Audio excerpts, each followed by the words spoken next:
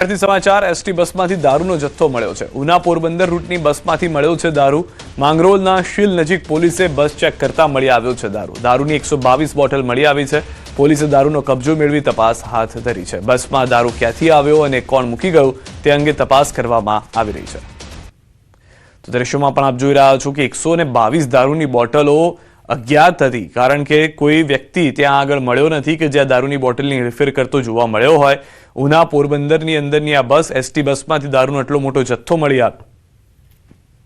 સમાચાર 1.11 કરોડનો ગાંજો ઝડપાયો છે। ગાંજાના નાના મોટા 64 છોડ પણ પકડાયા છે। અણિયારા ગામની સીમમાં ગાંજાનું વાવેતર, ઘઉં અને તુવેરની આડમાં ગાંજાનું વાવેતર કર્યું। વાડી માલિક નાથા સિંધવની પોલીસે શોધખોળ શરૂ કરી છે। વધુ તપાસ હાથ ધરવામાં આવી રહી છે।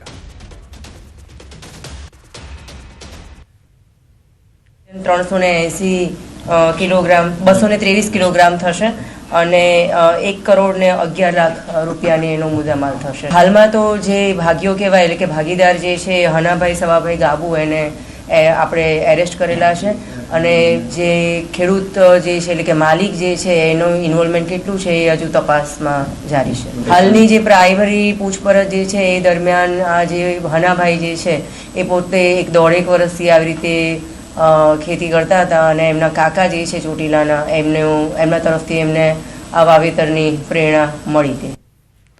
તો રાજ્યમાં નશાનો કારોબાર કરનારા બન્યા છે બેફામ। ખેતરમાં અલગ અલગ પાકની આડમાં ગાંજાનું વાવેતર કરનારા ઝડપાયા છે। મહીસાગરમાં એરંડાની આડમાં ગાંજાનું વાવેતર, તો રાજકોટમાં તુવેરની આડમાં ગાંજાનું વાવેતર ઝડપાયું છે। આ તરફ સુરત એરપોર્ટ પરથી હાઇબ્રિડ ગાંજાની હેરાફેરીનો પર્દાફાશ થયો છે। બેંકોકથી આવેલા એક મુસાફર પાસેથી ડીઆરઆઈની ટીમે 1.68 કિલો હાઇબ્રિડ ગાંજાનો જથ્થો જપ્ત કર્યો છે। ડીઆરઆઈની ટીમને બાતમી મળી હતી કે એર ઇન્ડિયા એક્સપ્રેસની ફ્લાઇટમાં મુસાફર પાસે હાઇબ્રિડ ગાંજો છે।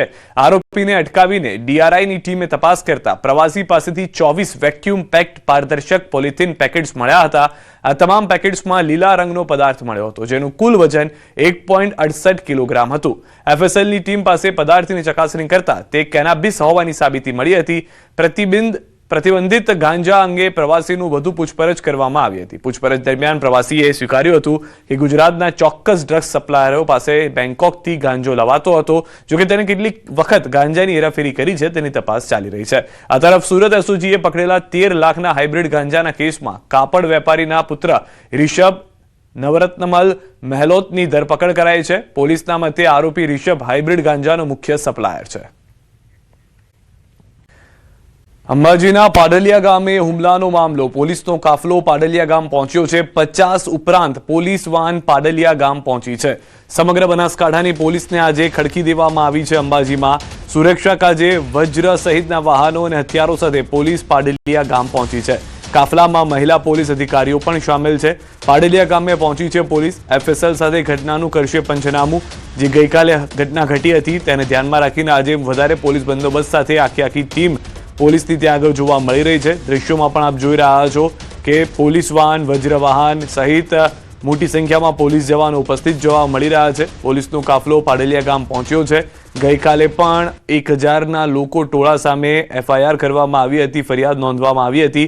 હવેના જે દ્રશ્યો આપ જોઈ રહ્યા છો કે પોલીસ પણ બખ્તરબંધ જોવા મળી રહી છે।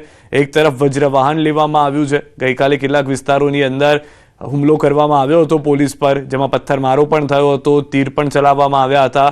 તો આ તમામ મુદ્દાને ધ્યાનમાં રાખીને પોલીસ પહેલેથી જ બંદોબસ્ત સાથે જતી જોવા મળી રહી છે।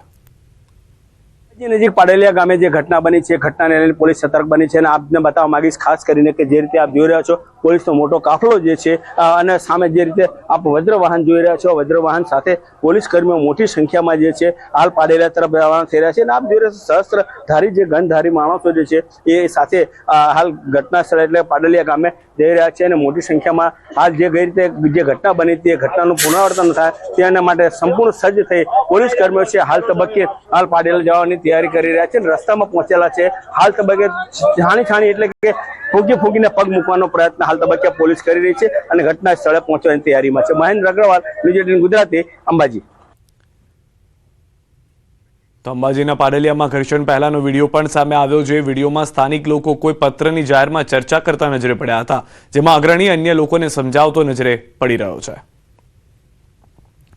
આ દ્રશ્યો પણ જોવા મળી રહ્યા છે કે જેમાં પોલીસ સાથે પણ ચર્ચા વિચારણા કરવામાં આવી હતી, પરંતુ તે ચર્ચા વિચારણામાં ખબર નહીં તો શું થયું કે ઉગ્ર થઈ ગયા હતા લોકો અને પથ્થરમારો શરૂ કર્યો હતો. વધુ માહિતી ન્યૂઝ 18 સંવાદદાતા મહેન્દ્ર પાસેથી મેળવીશું. મહેન્દ્ર, ગઈકાલની ઘટના બાદ હાલમાં પોલીસ સજ્જ થઈને હવે આગળ વધી રહી છે. શું જાણકારી છે સમગ્ર ઘટનાને લઈને? શું આગળનો કાર્યક્રમ રહેશે?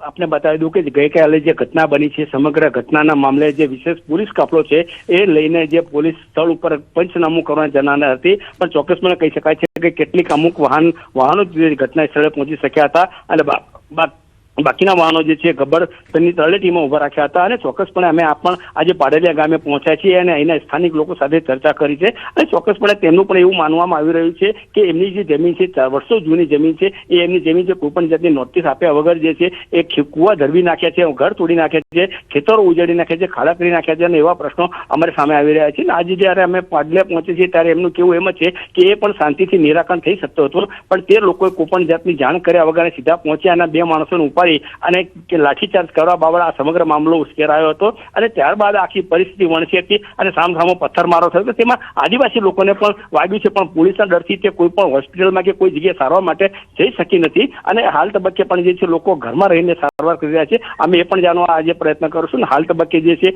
જે અહીંના લોકો જે એક માંગણી કર્યા છે કે એમનો જે 2006નો કાયદો છે જમીન અને જંગલનો, એ પોતાની માંગણી કરી રહ્યા છે અને હવે પછી જે છે જેના ઘર તોડ્યા છે એને પણ ઘર આપવાની ખાતરી આપવામાં આવી છે. કૂવો છે તો કૂવો પણ પાછો ખોદાવવાની એમને ખાતરી આપવામાં આવી છે અને હાલ તબક્કે જે ગ્રામ લોકો છે એક જ વસ્તુ માંગ કરી રહ્યા છે, કોઈ પણ પ્રશ્ન ઉપસ્થિત થાય ત્યારે ગ્રામજનોને કે ગ્રામ સભામાં ઠરાવ કરીને તેનો અમલવારી કરવામાં આવે. અને અમે અનેકવાર રજૂઆતો કરવા છતાં અમારો માંગણી સંતોષાતી નથી. તે માંગણી સંતોષવા માટેની હાલ તબક્કે આ ગ્રામજનો માંગ કરી રહ્યા છે. સિદ્ધાર્થ. મહેન્દ્ર, એક ઘટના પહેલાનો પણ વિડીયો આવ્યો છે ચર્ચામાં. એ વિડીયો શું છે, શેને લઈને હાલમાં વાયરલ થઈ રહ્યો છે, તે વિશે કોઈ જાણકારી?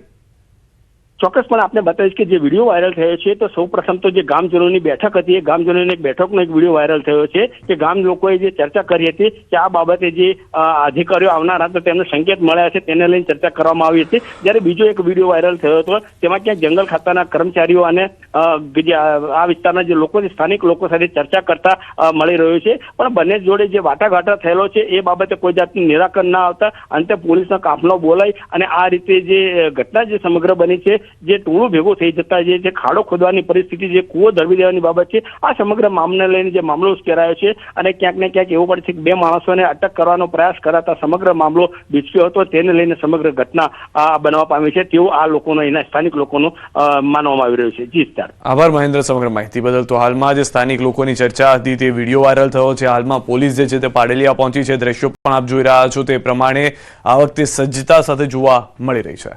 બરોબર.